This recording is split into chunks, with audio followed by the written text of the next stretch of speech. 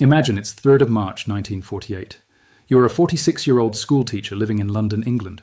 You wake before dawn in a narrow brick terrace house that still smells faintly of coal smoke and damp wool. In the kitchen, your ration book sits beside a chipped teacup, and on the mantel upstairs is a small stack of national savings certificates you bought during the war because everyone said it was the patriotic thing to do. Your pay arrives on time, your savings book still shows the same careful figures, and the government still promises that sacrifice now will mean security later. On most mornings, you walk past bomb sites covered in dust and weeds, teach arithmetic to children who have grown up with blackout memories, and come home believing that at least the worst is over. The war is finished, the numbers in your account are steady, and the future, though thin and gray, still feels solid. If you have ever wondered how a government can owe an enormous debt and still make that burden feel smaller without openly refusing to pay it, stay with me. What you are about to hear is not a theory, it is a pattern. It has happened before, in democracies and dictatorships, in rich countries and desperate ones. And if you find value in this kind of historical clarity, subscribing takes 2 seconds and keeps you ahead of what most people never see coming. Then the quiet change begins. Butter costs more, coal costs more, cloth costs more. The money in your savings account is still there, but it buys a little less each month. Like a candle shrinking so slowly, you do not notice until wax is all over the table. No letter arrives saying your savings have been seized. No official stands at your door and demands a levy, which means a forced payment. The state does something far more elegant and far more dangerous. It repays old promises in money that is worth less than the money it borrowed. That is the inflation trick governments have used, again and again, to quietly shrink their debt. And this matters because it changes how we understand history. Most people imagine governments deal with debt in only a few obvious ways. They can raise taxes, they can cut spending, they can default, which means openly refusing to pay what they owe. But there is a fourth path, and it is often the most politically tempting because it hides in plain sight. If a government owes long-term debt in its own currency, and if inflation rises while interest rates are held below that inflation, the real burden of the debt begins to melt. On paper, the debt is still there. In reality, some of it has already been paid by savers, wage earners, and anyone holding money claims that do not rise fast enough. Before we go further, there is something important to understand. Government debt is written in nominal terms. Nominal just means the number printed on the page. If the state promises to pay back £100 in 10 years, the number does not change. But the value of that £100 can change dramatically if prices rise. Imagine measuring a wooden table with a ruler that gets shorter every month. The table has not shrunk. The ruler has. Inflation works the same way.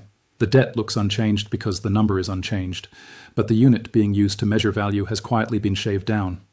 That alone does not do the trick. Governments need help. They need time. They need debt that is mostly in their own currency. They need banks, pension funds, and ordinary savers willing or forced to hold that debt. And they often need interest rates to stay lower than inflation, so the people lending to the state earn a negative real return. Real return simply means what is left after inflation has taken its bite. If your account pays 2%, but prices rise 6%, you did not gain 2%, you lost purchasing power. You moved backward while the statement looked calm. Economists sometimes use a polite phrase for this arrangement: financial repression. That means a system where the government keeps savings trapped at low yields, which means low returns, while inflation does the heavy lifting. After the Second World War, an IMF study found that in advanced economies, real interest rates were negative about half the time from 1945 to 1980. Real deposit rates were negative in roughly 60% of the observations, and below 1% about 83% of the time. The same study estimated annual interest expense savings for governments of about 1 to 5% of GDP. In plain English, the state was not only borrowing, it was quietly taxing people who held money and bonds. This brings us directly to Britain after the Second World War, one of the clearest cases of debt shrinking without a formal default. The country had won the war and nearly exhausted itself doing it. Cities were damaged. Imports were expensive. Rationing dragged on. The empire was weakening, and the debt burden was immense. Shortly after the war, UK government debt peaked at around 270% of GDP. That number is so large it almost stops meaning anything, so picture it this way. The state owed roughly 2 years and 8 months of the nation's entire output. The usual story says Britain simply worked hard, grew steadily, and paid the burden down. That story is only partly true. The Office for Budget Responsibility shows that over the 30 years after 1946, national debt rose in nominal terms from £27 billion to £64 billion. Read that again.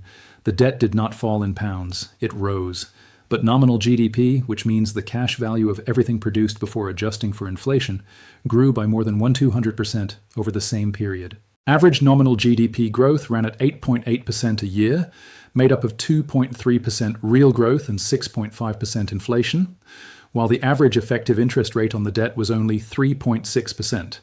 Inflation was higher than the interest rate in 24 of those 30 years. That gap was the hidden machine. The government was paying interest with one hand while inflation hollowed out the real value of the debt with the other. It was like trying to carry ice across a warm room while someone kept turning up the heat. By the time you reached the other side, much of the burden had already turned to water. Britain did run primary surpluses, which means it brought in more than it spent before interest payments, averaging about 1.6% of GDP a year over that period.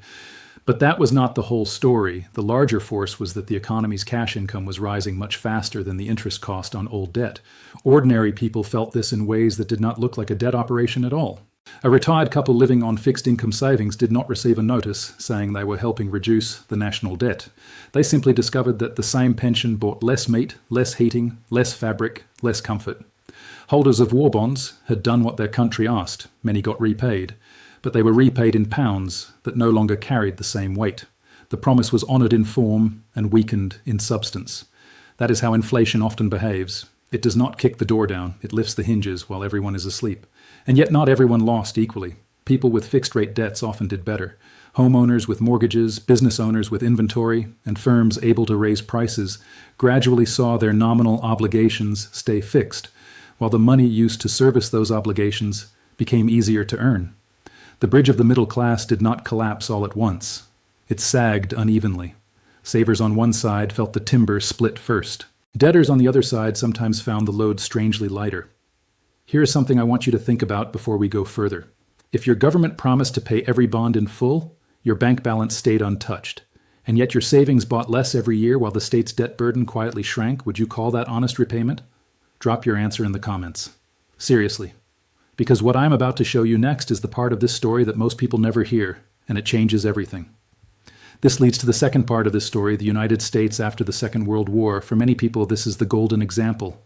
America, they say, simply grew out of its debt. Factories boomed, suburbs spread, highways expanded, families bought homes and refrigerators. The future looked like chrome and fresh paint. And it is true that post-war America grew, but the historical record shows that growth alone did not do the job. In 1946, U.S. public debt stood at 106% of GDP. By 1974, it had fallen to 23%. That is an 83-point drop. For decades, many assumed robust growth did most of the work. But newer research reviewed by the IMF and VoxEU reached a sharper conclusion. Growth alone would have reduced the ratio only to about 74%, not 23%. Of the actual 83-point fall, 51 percentage points were explained by primary surpluses and interest rate distortions. And of those, 28 percentage points came from interest rate distortions alone. In plain English, more than one-third of the entire debt reduction came not from miraculous growth, but from the government borrowing on terms that were cheaper than a free market would likely have demanded. Look at what happened next. During the war, the Federal Reserve effectively fixed the yield curve, which means it targeted interest rates across different maturities. Short-term Treasury bills were held around 0.375%. 13-month debt was held around 0.875%. Long-term Treasury bonds were held around 2.5%. The purpose during wartime was obvious: finance a huge military effort without allowing borrowing costs to explode. But the policy did not disappear the moment peace arrived. In the post-war years, those low rates remained an anchor. Now here is where it gets interesting. Inflation jumped to 20% in 1946, according to the Atlanta Fed paper on the post-war spike. 20%. Yet long-term Treasury yields were still around 2.5%. That meant anyone holding government debt or savings linked to those rates was earning a deeply negative real return. Imagine lending someone an umbrella in a storm and getting back the handle. The contract was technically fulfilled. The value was not. That is what a long bond can become during an inflation burst when rates are pinned down. The federal budget also swung dramatically. The wartime deficit, around 21% of GDP in 1945, was balanced by 1946 and became a surplus of 4.3% in 1948. So yes, fiscal discipline mattered. But once again, it was not acting alone. The debt burden fell faster because the government had locked in cheap financing and then allowed inflation and nominal growth to race ahead. America did not default. It diluted. It did not tear up the IOU. It changed the purchasing power of the dollars used to honor it. For ordinary Americans, the experience was uneven. A household with cash savings and a passbook account saw value drain quietly away. A widow living off fixed income bonds learned that receiving every scheduled payment does not guarantee preserving a standard of living. But a homeowner with a fixed-rate mortgage was on the other side of the seesaw. If wages and prices rose while the mortgage payment stayed fixed in dollars, the monthly burden could become easier to bear. In that sense, inflation does not strike like lightning. It flows like a tide, lifting some boats while rotting others at the mooring.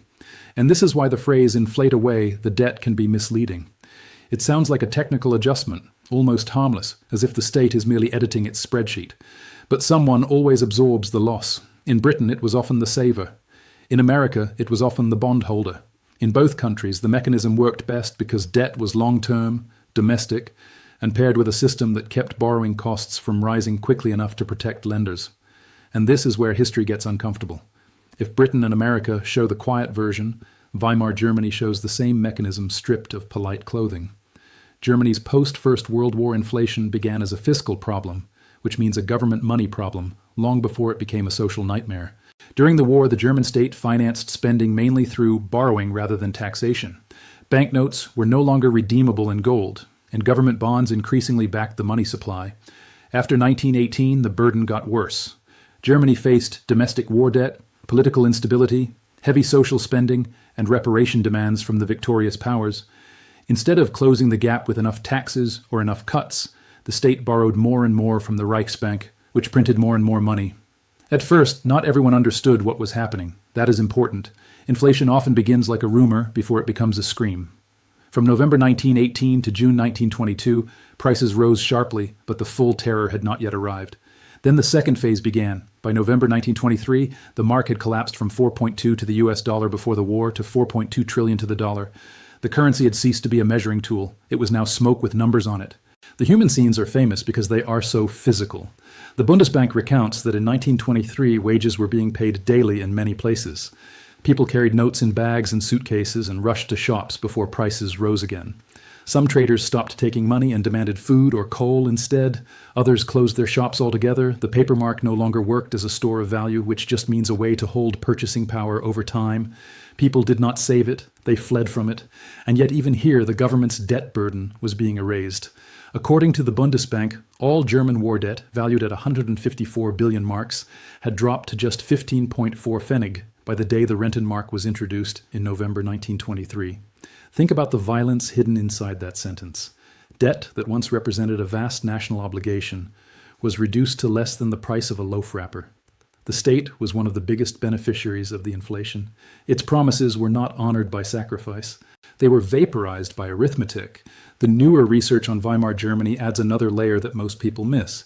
Inflation did not hit every debtor the same way. NBER researchers found that highly leveraged firms, which means firms carrying a lot of debt relative to assets, saw their real liabilities collapse during the inflation. Firm leverage fell by over 50% between 1919 and 1924. A 10 percentage point increase in initial leverage was associated with about 3.5% higher employment during the inflation. High leverage firms also recorded 10 to 13% higher annual risk-adjusted returns than low leverage firms. In simple terms, firms with heavy nominal debts often found that inflation blew those debts apart like dry leaves in a furnace. But that wind did not free everyone. Creditors, savers, pensioners, salaried professionals, and anyone living on fixed money claims were crushed. The same fire that burned one person's chains burned another person's house. This is the brutal truth at the center of the debt inflation story. Inflation does not destroy value evenly. It redistributes it, often violently, from people with fixed claims to people with fixed debts. Most people will never know what you now know. Most people will keep trusting systems they do not understand. If you are still here, you are not most people. Hit subscribe, because the next section is the part this channel was made for, the part they never put in textbooks. Now observe what all of these cases have in common. Different countries, different decades, same result. Britain after 1945, America after 1945, Germany after 1918. The speed was different, the politics were different, the pain was different, but the mechanism was the same. A government builds up a debt load too large to remove easily through taxes or spending cuts. Open default is politically explosive, which means it causes an immediate public rupture. So the state reaches for the quieter weapon, inflation paired with controlled borrowing costs. This is the secret key. Inflation by itself is not always enough. If lenders can instantly demand much higher interest rates, the trick weakens. The government then pays more to roll over its debt, and the burden may not shrink much at all. That is why the hidden part matters so much. Some combination of regulations, captive domestic buyers, central bank support, capital controls, or interest rate ceilings keeps rates lower than inflation, long enough for the state to transfer wealth from creditors to itself. It is a haircut performed in a dark room. You do not feel the scissors until you see the floor. The post-war evidence is striking. The IMF study on financial repression found that in advanced economies from 1945 to 1980, real interest rates were negative about half the time. Real deposit rates were negative around 60% of the time and below 1% in roughly 83% of observations. The estimated annual liquidation effect, which means the amount of debt quietly reduced in years of negative real rates, ranged from 0.3 to 4% of GDP. Annual interest expense savings for governments ranged from about 1 to 5% of GDP. That is not noise. That is policy by weather. No parade, no formal default. Just a long season in which savers wake up colder. Now the pattern becomes impossible to ignore. Governments prefer this route because it is easier to survive politically. A tax increase has authors. A spending cut has victims who know where to protest. A default has headlines. But inflation is a fog. It softens accountability. People blame merchants, foreigners, supply shortages, greedy employers, careless central bankers, war, oil, or fate. Sometimes those things matter. Often they matter a lot. But when debt is heavy and the state can borrow below inflation, history shows a powerful temptation appears. The ruler can be shortened instead of the table being paid for honestly. So who pays? Who gets hurt first when a government uses inflation to make debt smaller in real terms? The historical answer is almost painfully consistent. The biggest losses usually fall on people who hold their wealth in cash, bank deposits, bonds, annuities, salaries, and pensions that adjust too slowly. In other words, the people who trust paper promises the most are often the ones left holding paper. Start with Germany. The middle class had been encouraged to buy war bonds. Households had life savings in marks. Insurance policies, pensions, and fixed income assets that once looked prudent were stripped down to almost nothing. Hidden inflation after the Second World War created another version of the same wound. The Bundesbank notes that when the Deutsche Mark replaced the Reichsmark in 1948 at an exchange rate of 1 to 10, savers and holders of financial assets were, to a large extent, expropriated. Expropriated means effectively dispossessed. Their claim survived on paper only in a reduced and brutal form. Move back to Britain. Post-war inflation, there was nowhere near Weimar chaos. That difference matters. But quiet inflation can still take a large toll over time because it works by erosion rather than explosion. Pensioners on fixed incomes, households with savings and deposits or government paper, and cautious families who believed that thrift alone guaranteed safety found themselves walking up a down escalator. They were doing what respectable society told them to do: save carefully, avoid excess, trust the state. Yet the purchasing power of those savings kept slipping away. The loss did not arrive as a disaster scene. It arrived as narrower choices, postponed repairs, thinner meals, smaller rooms, colder winters. Now look at Argentina in 1989, where the quiet version gave way to a scream. The annual inflation rate hit 4,123.3% in 1989 and 1,343.9% in 1990, according to the Reed case study. From March 1989 to March 1990, the inflation peak was over 20,000%. The fiscal deficit in 1989 climbed to 7.6% of GDP. This was not subtle, but it reveals the same logic in extreme form. When the state leans on money creation to cover a fiscal gap, ordinary people start running from the currency. The Reed study describes demonetization, which means people abandon money because holding it feels like holding a hot coal. Argentines sought safety in US dollar bills, houses, gold, and even rice. During the hyperinflation period, the share of households below the poverty line rose to 29%. That image matters. When inflation becomes a debt tool, some people are forced into a second job no one talks about. They become amateur currency managers. The school teacher must think like a trader. The shopkeeper must think like a commodities dealer. The pensioner must think like a smuggler of value across time. Human life becomes cluttered with defensive behavior. People rush to spend wages before sunset. They stockpile goods they do not yet need. They hoard foreign currency in kitchens, floorboards, and coat linings. Inflation is not just an economic event. It is a theft of mental bandwidth. It steals attention from work, family, and community, and redirects it toward survival. And who walks away relatively better? Historically, the answer is just as clear. Debtors with fixed nominal obligations often benefit. Owners of real assets, which means things like land, buildings, inventory, and sometimes shares in productive firms, often have some protection because the price of those assets can adjust. In Weimar Germany, heavily indebted firms saw their balance sheets transformed. In post-war America, fixed-rate borrowers often found debt easier to service as nominal incomes rose. In Argentina, people who escaped into dollars or durable goods avoided some of the inflation tax that hit everyone else. The cruel irony is that the social groups most likely to be hurt are often the ones praised as responsible. The careful saver, the pensioner, the public servant, the household that avoids speculation and keeps faith with institutions. Inflation turns prudence into exposure. It is a storm that tests roofs unevenly, and the people with the simplest homes often lose them first. There is another human cost that rarely makes it into the charts. Trust itself begins to thin out.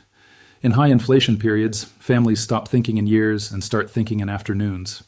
Employers delay wage talks because any agreement may be stale by next month. Workers demand faster adjustments because waiting feels like surrender. Shopkeepers spend part of every day repricing stock instead of serving customers. Neighbors begin comparing not just incomes but escape routes. Who has dollars? Who has inventory? Who has relatives abroad? Who can buy today before the shelves are marked up tomorrow? A society under inflation behaves like a town where the clocks no longer agree. Everyone is still moving, but nobody is living on the same time. Small business owners often get squeezed from both sides.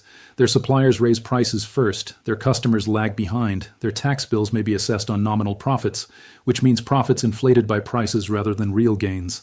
A bakery may look busier than ever and still feel poorer at the end of the week. In Argentina and other high inflation episodes, this is one reason productive work starts giving way to defensive work. People spend more energy protecting value than creating it. The economy turns inward, it starts chewing on its own nerves. Even when inflation stays far below hyperinflation, the pattern can still harden into class lines. People with negotiable incomes, scarce skills, property, or debt tied to older money often adapt more easily. People with fixed wages, fixed pensions, or modest bank balances do not. That is why inflation is often described as a hidden tax, but even that phrase can sound too clean. A normal tax arrives with a rate and a law. This one arrives as confusion. It charges each person differently depending on how close they stand to assets that can move and how far they are from promises that cannot. The ladder is still there. Some rungs are simply rotting faster than others. The question is not whether this pattern will repeat. History has already answered that. The only question is whether you will see it before it sees you. If this channel helps you think differently about the world you live in, subscribe. It costs nothing.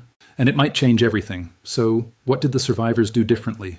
Not in the sense of a modern instruction manual. History is not a menu, and this is not financial advice. But the historical record shows that those who came through these periods relatively intact largely shared three broad characteristics. First, they understood the difference between nominal safety and real safety. A nominal claim is the number written on the certificate. Real safety is what that certificate can still buy after prices move. The two are not the same. People who understood this did not mistake a fixed number for stable value. In Argentina, households that shifted into dollars or durable goods were not being exotic. They were recognizing that local currency in a high inflation episode can behave like ice left on a windowsill. Second, survivors tended to avoid being trapped entirely in long, fixed claims on one stressed state. In post-war debt episodes, the worst place to be was often the position that looked most respectable, lending long to a government at fixed low rates while inflation ran above those rates year after year. By contrast, people connected to real assets, productive businesses, or debts that inflation could erode often had more room to breathe. In Weimar Germany, firms with heavy nominal debts but real operating assets saw liabilities collapse relative to their businesses. They were standing on timber, while others were standing on paper. Third, the winners were often faster to adapt their behavior than institutions were. In high inflation settings, wages, prices, and contracts eventually begin adjusting more often. The NBER research on Weimar Germany notes that wage adjustments that once happened every 9 months moved to every 60 days when annual inflation exceeded 100%, and every 30 days or less once inflation exceeded 200%. That detail sounds technical until you feel its meaning. Daily life itself starts speeding up. People who recognized the new tempo early and changed how quickly they priced, saved, borrowed, and converted money had a better chance of preserving value. History rewarded flexibility. It punished stillness. There is a broader moral here. The people who survived best were not always richer, smarter, or luckier in every sense. Often they were simply less sentimental about money.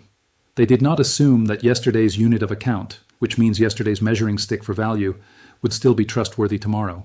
They treated inflation the way a sailor treats a shifting current, not as a morality play, as a condition to be recognized before it pulls the boat sideways.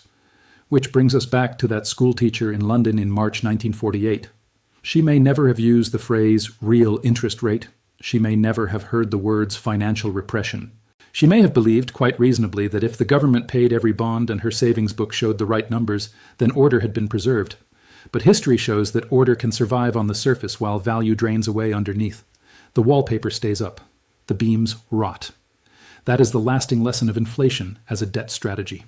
Governments do not always destroy debt by refusing to pay it. Sometimes they honor every promise and still change the outcome. They shrink the burden by shrinking the money.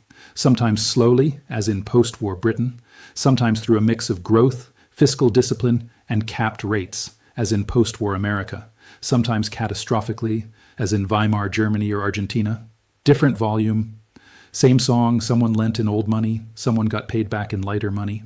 And that is why this story is not really about accounting. It is about power and distribution. It is about who gets to choose the adjustment and who is chosen by it. When debt becomes too large, history shows that the clean options are rarely painless, and the painless options are rarely clean. Inflation is attractive to states for the same reason rot is attractive to silence. It works while denying that anything is being eaten. This is historical and educational analysis. It is not financial advice. Every individual situation is different. Please consult a qualified professional before making any financial decision. This video is not for everyone. Most people will dismiss it. But if one person in your life needs to hear this, share it with them. Not because it will change the world, because it might change their world. Subscribe for more, and I will see you in the next one.